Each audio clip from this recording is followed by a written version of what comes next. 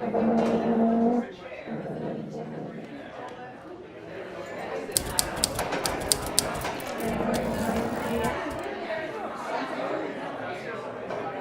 wanted to kick off this conversation just by situating it a little bit within the product of Mexico. The exhibition that you see on the gallery wall are images that were taken from an in-depth series that Don Bartletti took in Mexico, following a number of people, particularly a young girl who was working, as the rest of her family does, in farm fields in Mexico, and moving around the country to follow the harvest. This series was very powerful. It's online. It has been used in quite a bit of advocacy, and we would encourage you to look at it there, to look at the wall here, to come and see the photos even after they come down. We're happy to show them to you, to your community at any time in prints. And they're really an important piece for us because, and this is why these images are flashing behind us, that after the LA Times piece came out, not only did they provoke a lot of response from the business community, who kind of said, this is slightly awkward that we have now food in our stores which has been identified as being harvested by children in situations where workers had to purchase from company stores and in all kinds of conditions where food itself was being treated very, very well, organically and carefully tended and washed and cleaned, and the food is housed in very nice hoop houses and so on and so forth, but the people who are picking them are not treated in any kind of acceptable manner. So after this happened, and I think this team can talk a little bit about that, there was a strike right at the moment when the strawberries were ready to be picked, and it was led by folks, and I'm not having the best luck at keeping these up here, but it was led by folks who had done training with the CIW, and it was very, very effective in kicking off how workers responded and when they responded to business and the market pressures. And because of the LA Times coverage, it began what hopefully will be another chain of events in terms of workers' rights in this area of Baja. So I only show that in terms of, we do believe that photography and photojournalism and community conversations in person and in the media make a difference in how we change what we eat and the rights of the people who make that happen. I'd like to start this with a question for Lucas down here at the end, just to talk a little bit about the fields. And I'm wondering if you could begin by giving us a few minutes of background of where CIW came from and what was the original intent, and then how that's changed a little bit in the past few years. You have made enormous strides in workers' rights, not just in Immokalee, but across the country. And sort of what were the original goals, and how did you overcome those? But the CIW, we started in early 90s, because many people listen about CIW when in 2000, when we launched the Taco Bell boycott. So a lot of people wake up when we call this boycott, and a lot of people think it's when the CIW born, but not. We started in early 90s, and this photos came to my mind was we do the same thing. We did a lot of actions in Immokalee, put the pressure directly to the farmers, to the growers, and crew leaders. So we made 3,000 workers going out from the field for a week in '95. And so the first strike in Immokalee.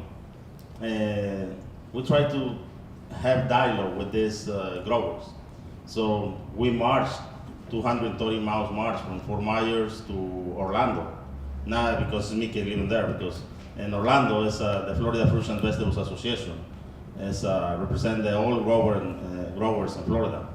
So we marched there. So when we arrived in this office, they closed the door. And they had the police, and they say, you have a right to cross the street. If you cross the street, you're going under arrest. So they don't talk to us. So, and we made 30 days hunger strike. Not for one farm worker, 6 members from CIW stopped to eat for 30 days. in 1997, and the last 2 weeks in 1997, and the first 2 weeks in 1998. So, and the growers, they don't care, and they don't come to the table. So we came from there, and after all these actions, we went to the next level, and that's when we called to the Taco Bell boycott.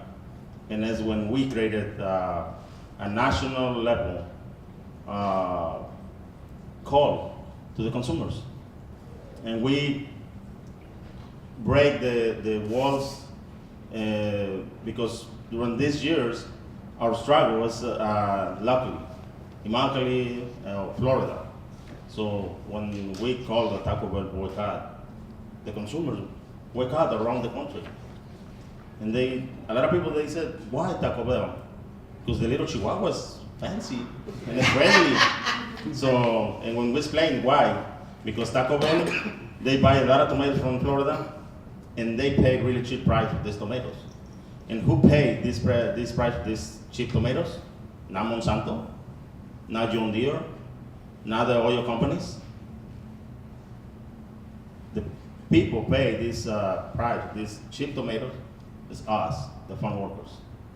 Can you explain a little bit about the conditions of farm workers at the time that you began to organize? What were you pushing back against? Yeah, but the conditions is almost close to you see this in this exhibition. We have child labor, sexual harassment for women, so daily bread for women in the fields. So this happened daily. So physical and verbal abuses, and the extreme cases is slavery. So during these years, we worked very close with the Federal Department of Justice, with the Civil Rights Division, to investigate and prosecute 7 cases of modern day slavery. So 7 cases. We liberated more than 1,000 farm workers for the real slavery. But the people is captive and put it in isolated labor camps with the armed guards to take care 24 hours a day.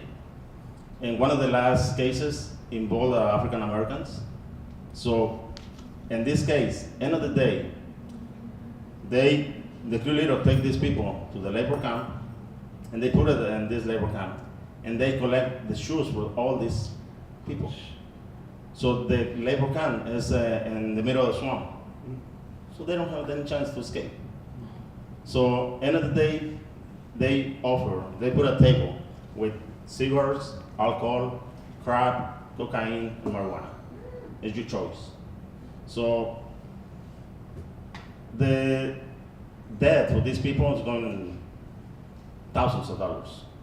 So they never pay because they enroll in this situation. So this is one of the last slavery cases.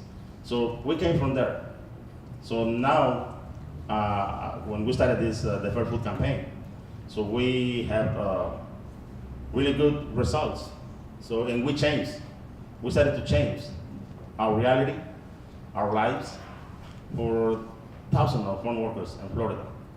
But the good news is not only in Florida now, because this year we started to implement this our code of conduct and the Fair Food agreements in Florida, Georgia, South Carolina, North Carolina, Virginia, Maryland, and I don't remember another state here in the north. So in next year, we expand this program to list one strawberry farm and a few bell peppers farm to affect more workers. So this is, I think, a very good program to change our lives, because now we're not employed for Jose Oliva, that's an example, that's a crew leader. Because in the past, when I worked in the fields, I worked for the crew leaders, not for the company. Now, not anymore. Thanks to the Fair Food agreements, we work directly to the company. we're going directly to register and the company. And just to explain, this is part of the penny per pound and all of the agreements. If you can just explain a little bit how that works, and then I think Jose can take us a little bit past the farm fields into there. Yeah, the code of conduct is protect the labor rights and the fields and our basic human rights. The code of conduct, they have the zero tolerance for sexual harassment for women, zero tolerance for child labor, and you have a right to have shapes in the fields because this never happened in the past. And also, in the first time, we created a consequences market. If you are a farmer, if you don't want to implement this code of conduct in your farm, it's possible you sell your products to McDonald's, Burger King, Subway, Walmart, all these 14 corporations working with us. So, and these corporations pay 1 penny more per pound the tomatoes when they buy tomatoes from Florida. So 1 penny more per pound, thanks to this penny, in the last 3 seasons in Immokalee, we share more than $20 million in bonus to farm workers. All right. So that's the penny. So the penny is changed economic. It's a real economic relief for thousands of farm workers. So end of the week, you say in your check 20, from $5 to $100 extra in your check, thanks to the penny. Thanks to this penny came directly from the corporation. It's a first time in history. These corporations pay money to the workers, the farm workers, pick these tomatoes, came to these restaurants, came to these bread markets. So tell us a little bit how this is translated to everybody else in the food chain. Yeah, When it comes to us. that's actually the right question. First of all, I want to thank you, Leslie, for inviting me and inviting Lucas. It's an honor to be sitting next to Lucas and the folks from CIW. Thank all of you for coming tonight. I know it got cold all of a sudden. So I'm also Oliva. I'm the co-director of the Food Chain Workers Alliance. We're a national coalition of food worker organizations. Coalition of Immokalee Workers is one of our co-founding organizations, along with ROC and a few other groups that were working, also organizing food workers, trying to improve their working conditions in their particular areas, realizing that they were getting no traction, or realizing that the traction that they were getting was very limited. And what CIW did, and to answer your question, I think, is it created a model that I think a number of organizations now are formally adopting it and implementing it around the country. But it also created the inspiration that's necessary for a lot of the groups that form the Food Chain Workers Alliance to imagine who is really behind, who has the power, right, in the food that we eat, right? So all of us here in this room eat, and we haven't gotten to a place yet where we can all be food sovereign, right? We can't grow all of the food that we eat. Even if we wanted to, we couldn't do it. So we still have to buy food. So who has the power to actually make that food both healthy and to ensure that people who are working in those fields and in the meat packing plants and in a number of the other steps in the food processing. And the point, something's happening to my voice.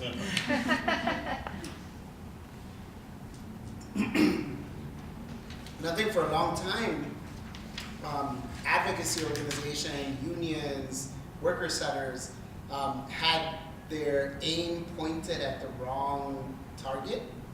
So they thought that it was the farmer, that local farmer, that had the power to make conditions better, to make the food better, to make X or Y improvements in the food or in the working conditions. And it wasn't until the CIW pioneered the model of actually following the dollar, really, right? It's not brain surgery, although the simplicity of it is genius, right? You just follow the dollar. Who is actually paying for the final product, right? And in this case, it was Taco Bell, it was McDonald's. Wendy's still hasn't signed the Fair Food Agreement, so we have to keep our pressure up on them. But there's a real clear trace, right? You know where the money is being made, and that's going to be pressure. And so that innovation completely revolutionized food worker organizing. So just to backtrack a little bit, I come from Guatemala. I came here because my mother was a school teacher in Guatemala. She was organizing the parents of the school kids. And in the process of doing that, that's all it took for her to be branded a communist, right? That was the term back in the 1980s that people, who did what my mom did were branded. So we had to leave. We came to the U.S. And in the process of coming here, my mom, who was a school teacher, ended up working in the restaurant industry. And I remember going to pick her up. She worked up in Evanston in a fancy fine dining restaurant. And I thought, man, that's a cool job. Right? Everybody is so happy and fast paced, and everything just looks so clean, and that was my first job in high school. I stayed in the restaurant industry throughout high school, into college. We were undocumented, so I paid for my credit hours in college with tips, right? The tip dollars that I got were literally what I was paying my credit hours with. So I got a pretty thorough understanding of how the restaurant industry is structured and the underlying racism, the division of people of color in the back of the house and white people in the front of the house, and sexual harassment, the way that women are treated and what women have to put up with if they want to get a tip from a table. And the real, who benefits, right? The same question of who's actually getting the dollar. And in many cases, it wasn't even that small restaurant owner, right? In many cases, it was the companies that were actually providing the food to that company, to that restaurant. And so in the process of being in the industry, I realized that we couldn't just organize the way that unions organized in the last century, that we had to really innovate, right? We had to do something different. So we started to actually build a worker center here in Chicago. I then connected with folks in New York, and we built this national movement that's Rock United, the Restaurant Opportunity Center. In the process of doing that is when we ran into Lucas and the folks from the Coalition of Immokalee Workers and realized that there was a growing movement of food workers, that there were food workers organizing at every step in the food system, from production, farm workers, to meat packing, food processing, to transportation and logistics, all the way up to retail. And that each one of those segments of the food chain was innovating. There were worker centers that were creating new models of organizing that were really exciting and that were actually getting right at the bottom line, right? Going right after the dollar. So that was the genesis of the Food Chain Workers Alliance. ROC, Coalition of Immokalee Workers, and a few other organizations pulled together with what is now the Food Chain Workers Alliance. It seems like what both of you are doing is going to the brand, to the social pressure, to the way that, for example, Wendy's. So if you're on the Coalition of Immokalee Workers newsletter, this morning you got a newsletter showing you pictures of the protest out front of Wendy's. We were doing a radio show once, and in the middle of the radio show at WBEZ, you guys were protesting against Chipotle, and Jerome got somebody to call from communications from Chipotle, and we had just talked about this issue and shown some pictures online, and Lucas or someone was doing a spiel, and then the person said, well, I don't know, a penny a pound, that might be a problem, and Jerome said the word Chipotle about 6 times in 15 minutes. And the next day, I got an email from the CIW saying, we've actually canceled our protest in Colorado because they've signed. Because thanks to the work that they're doing in the press, and I guess, so looping this back to, it seems like where we're going is, you were saying the city, you want the city of Chicago to procure cleanly. You want Wendy's, and you're kind of going all the way down. I don't know where we are in Publix still, but I know that that's been, the grocery stores have been a big campaign. How do you see the social media and the outreach on these brands? And I'm going to give you this because I think that one's not actually working. No? Is it okay? You can Deaf.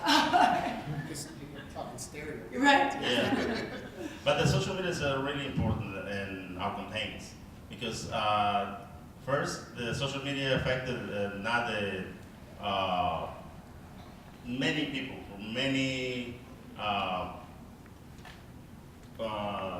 different professions, and they engage so many people because finally, in both campaigns, the main person is the final consumer, you.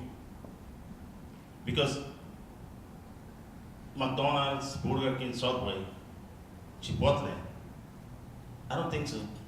And I don't think they came to the table if you, the consumers, they don't put his voice in this campaign and talk to the managers and the local restaurants and the local stores and tell, I support the farm workers.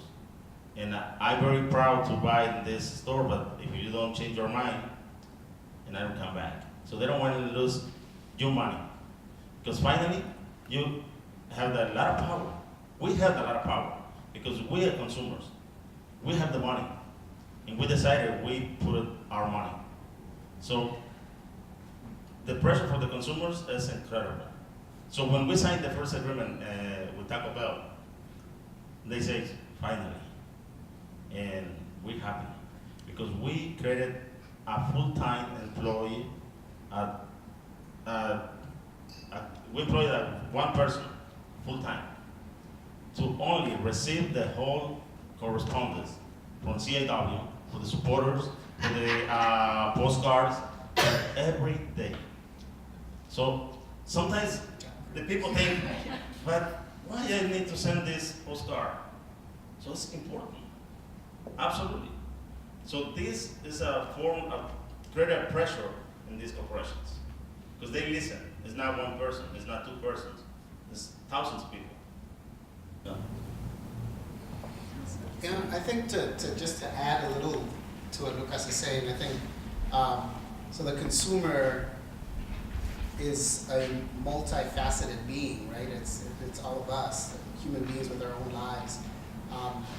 And so the real focus on whether it's the Fair Food campaign or whether it's a good food purchasing campaign that I'm about to tell you, the real focus is to ensure that the values that we all share, sort of the common denominator values, are values that are reflected in the food that we're purchasing. And whether that's purchased as an individual or whether that's purchased in bulk, the way the city of Chicago buys food. The city of Chicago buys 200,000 meals a day for CPS, Chicago Public Schools, for senior services, etc. It's 200,000 meals a day, right? It's approximately $500 million a year in purchasing that the city of Chicago does. So imagine the way that we could impact the market if we were able to get the city of Chicago to buy food that has values that reflect our values, right? That's food that is healthy, that's environmentally sustainable, that has animal welfare built into it, obviously that has labor conditions that are good for all the workers in the entire food chain, and that is local, right? Or as local as possible. I know we're in Chicago, so winter time is kind of hard to grow food. But you can think of those 5 value categories as the 5 values that underlie, that are the sort of the staples of the food system of the future, the food system that we all want, right? That's the 5 values of what we are referring to as a good food purchasing policy. We passed a good food purchasing policy with those 5 value categories in the city of Los Angeles, which is almost twice as big as Chicago. They spend about $1 billion worth of food every year. There's 600,000 meals a day. And they passed this piece of policy, this ordinance in LA back in 2012. We waited for a full year to see the implementation to ensure that it wasn't just nice in words, but that it wasn't actually having an impact. And we've seen a tremendous impact, right? Just like what CIW has seen in the fields, we've seen in LA in terms of the quality of the food that the kids get into school, in terms of the conditions and the wages of the workers that work from the school cafeterias all the way down to the fields, right, that are growing the food. So we're obviously one of my pitches to you all here today is to get involved in the Good Food Purchasing Policy campaign here in Chicago. GFPP is the acronym, and I can tell you more about that. And I'm not here to just talk about that, but I wanted to make sure that I lifted that up in the process of speaking. Any questions? Oh yeah. Yeah. Do we have any questions from the audience? Folks, I know a lot of people are very engaged in this issue. Well, I do have a question. I understand how we put pressure on the fast food chains and the supermarkets. How do you put pressure on the city? So the way that we did it in LA, we played inside and outside baseball, right? So our elected officials are theoretically our employees. And so you can actually call your alderman, you can actually tell your alderman, I want the Good Food Purchasing Policy to pass. Obviously this is Chicago, so it's not LA. In LA, those calls actually matter. It's being recorded. Huh? Here, the mayor has a little bit more power than in some of the other cities. And so our strategy here is focused on the mayor. But the mayor is an elected official, and so we still have leverage, we still have power making a phone call or sending a letter or signing a petition that has the mayor's address on it. In the gray, there's a gray arm in the back. I apologize. Amanda. Just to follow up on that, why not the chairman of the finance committee at Burke and the city council? That would seem also extremely powerful, arguably more powerful than I think ultimately the policy that, or the person that's in the best position to tell the city council to make something law, because we don't want something to be enacted for now and then washed away later. We want it to become law, right? So the way that it happened in LA was we actually passed a city ordinance that became the law of the land. In LA, you can work council member by council member until you have a majority and then pass it. Here in Chicago, it's got to be the mayor that tells the council, the city council. It doesn't have to be. That just happens to be what the things are. But this, that's the way it works, right? So the mayor tells the floor leader, who's Pat O'Connor, 49th Ward, this is the bill that I want you to pass today. Pat O'Connor puts it on the floor. He lines up the votes pass the bill. That's politics in the city of Chicago in a nutshell. Yeah, back there. As like a consumer that doesn't necessarily know which brands are following, the ethical procedures and which ones aren't. I guess Chipotle and Taco Bell, those are easier ones to identify. But as far as my personal shopping at this moment, when the supermarkets aren't in compliance with this policy that hasn't been passed, how would I know what brands are safe and which Not ones are not? Publix. No, Publix is not here in Chicago. Yeah. So now we work with Whole Foods.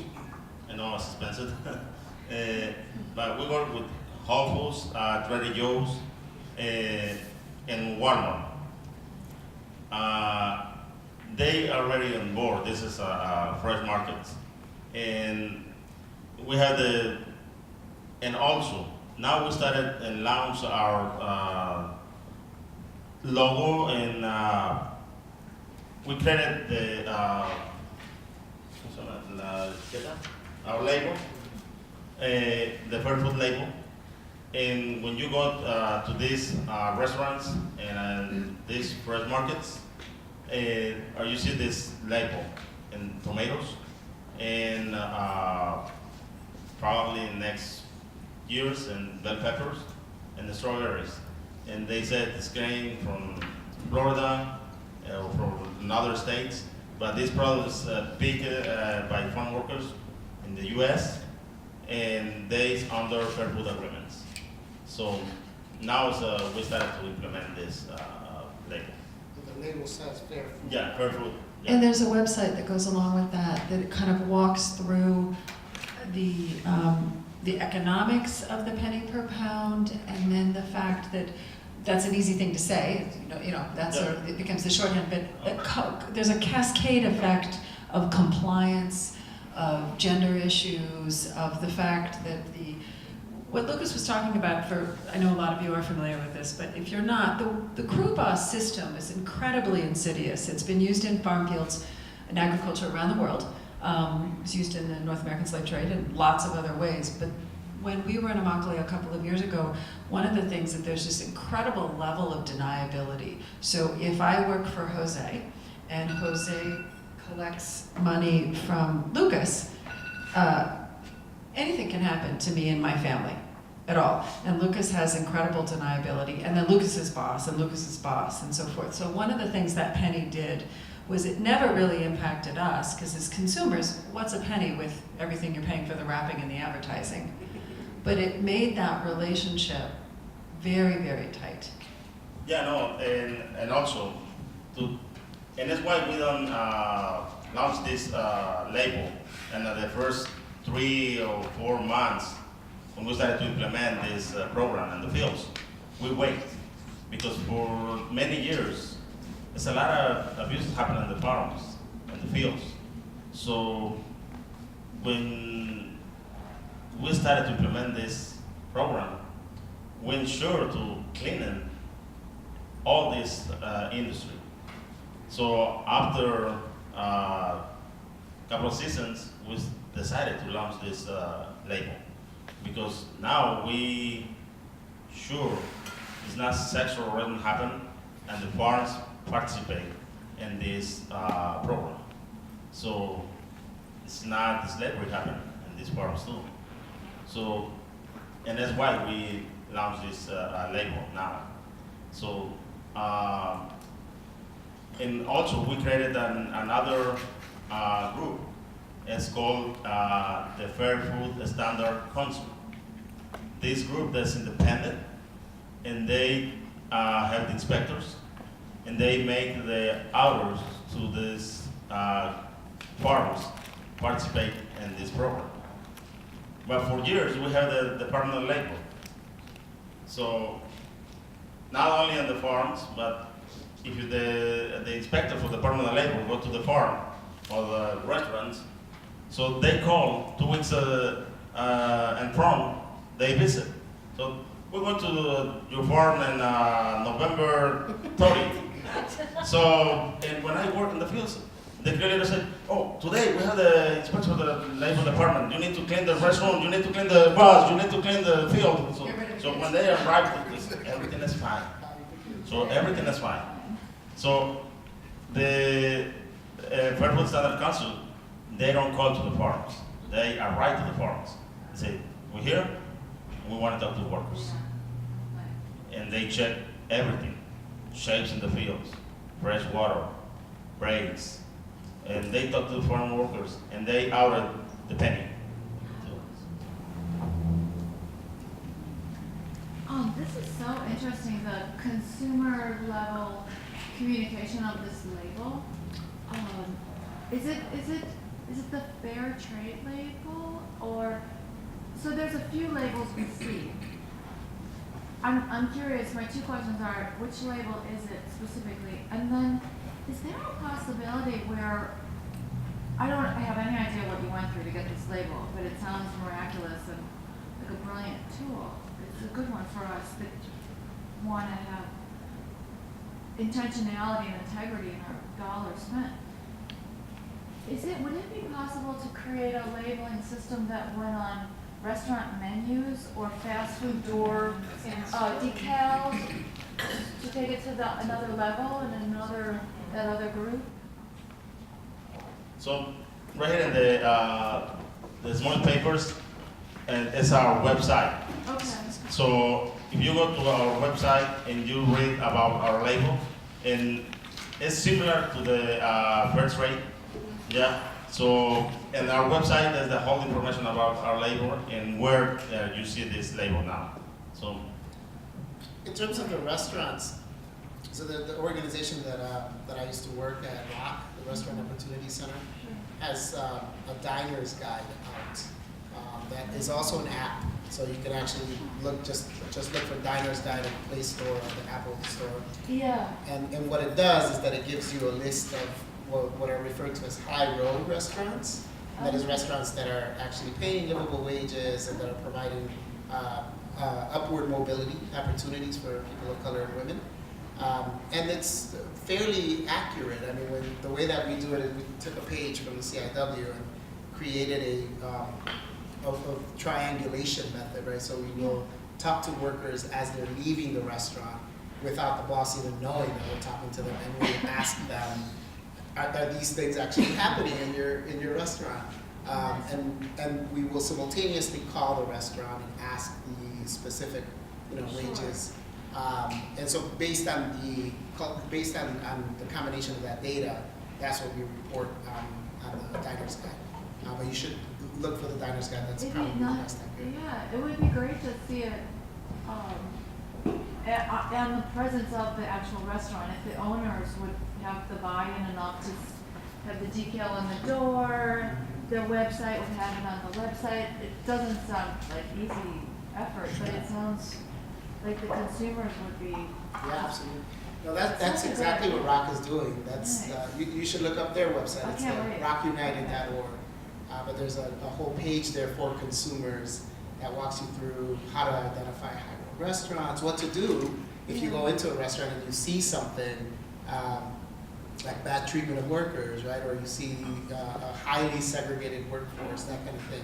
There's specific sort of instructions for consumers on what to do if you see things like that. Okay, thank you. We're wrapping up to the end of time, and we promise that we'll get people out of here, but we also welcome you to stay here as long as you'd like, and I think our guests will stay and chat. And just to reiterate, that's the Fair Food label, and we'd love to share more of that information. But since we started talking in Mexico, we started this conversation with workers' rights in Mexico and agricultural rights. I wondered if both of you could just briefly close by talking about how you see your work. You came from Guatemala, you're here. Your mother made that journey. I know that the Coalition of Immokalee Workers is very concerned about the rights of Mexican and Central American farm workers. Where are we, and what can we do in terms of exporting the good lessons or collaborating in an era of NAFTA, in an area of CAFTA, in an era where these are complicated policy decisions? So, especially here in the north of the country, winter is outside. So, for me. So, now you said a lot of products from Mexico, in Canada. So, the consumers, I think it's time to change to the compulsive consumers to more conscious consumers. Because sometimes you see the products from USA that's more expensive. You see the same tomato, but it's from Mexico. It's the pound is probably 50 cents less. So, but you need to think. This product is this price, but somebody paid this cheap price, and it's a child in Mexico, and indigenous people from Mexico working long hours for $1 an hour, so it's not right. So, and when you have a chance, call to these big exporters, because it's a big companies. They buy a lot of products from Mexico, import to the U.S., and they distribute it right here. And you have one of the biggest repacker in the U.S. here in Chicago. It's called Marrano something. So he's one of the biggest repacker in the country.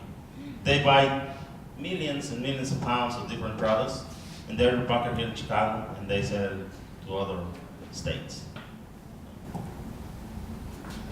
Yeah, I mean, I don't know if I can add more. I think that's pretty accurate.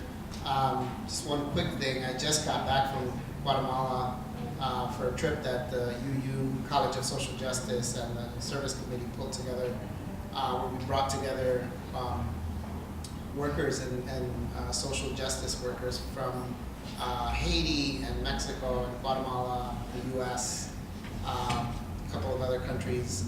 And the common denominator was who's the consumer, right? Where do the products that they make end up, and who has the power to actually make things better for them, not as an act of pity or as an act of charity, but as an act of solidarity, right? As an act of me, I'm a consumer, but I'm also a worker, right? And I buy food because I have to. Am I going to be that conscientious consumer that you're talking about, right?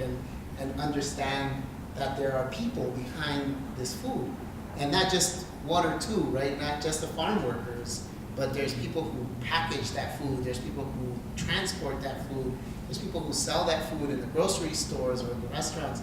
Those are all human beings, right? They are hands, not to sound too Buddhist, right? But when we can see the sky and the tomato, that's when we're gonna get close to a place where we can actually have justice in the food system. I have a question. Look at, do you have any help from the Mexican government or, you know? No, nothing. No, but the Mexican government, they don't help to people in Mexico. Yeah, but it's one of some the... kind of, you know, help about But something? our campaign is not focused on any politicians, because finally, the politicians, these political people working for the corporations, because every elected representative in Washington and the state or locally, if the McDonald's here in Chicago, he's the king here in Chicago. If McDonald's decided to increase the minimum wage in Chicago, tomorrow the law is passed. Yeah, but the corporations, they decided and they changed their lives in the good way and the bad way for thousands of people. So that's why our campaign is focused on the corporations. We change the minds of these corporations to help to change our lives. Can I add one little plug? I'm sorry.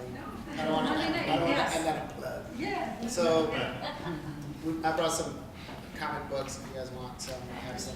And then there's an event that's happening. It's like competition. There's an event happening at another gallery. At another gallery called Room 201. And it's in Pilsen, it's at 19th and Halsted, and it's going to be the launch of our series called Voices of the Food Chain. For those of you who don't know, next week is Thanksgiving. It's International Food Worker Week. Yeah, so all week we're going to be celebrating food workers, the people who actually bring you Thanksgiving. So please come to the event if you can, or let folks know it's going to be our kickoff. Yeah, and next week, give a thanks to Jesus, to Jesus, Pedro, Juan, all these people work in the field. Thank you. Muchas gracias por todos. I would like to, on behalf of Susan Gesh and I, of the Posen Center for Human Rights at the University of Chicago, who co-presented the exhibition with us over these several months, and this is the second of our panels. I would like to thank you all for being here. We hope that you will grab one of these flyers. Our next program will be December 10th, Body of Water, Climate Change and Human Rights. James Whitlow Delano will be here on December 10th. We hope you'll come back. It'll also be our pop-up bookstore holiday shop. For those of you who are with us Friday at Picturing Change, we sold some fabulous books, and we'll have more for your giving and gifting with a cause. And I'd like to thank the whole team who makes all of this possible. We will see you soon. Thank you.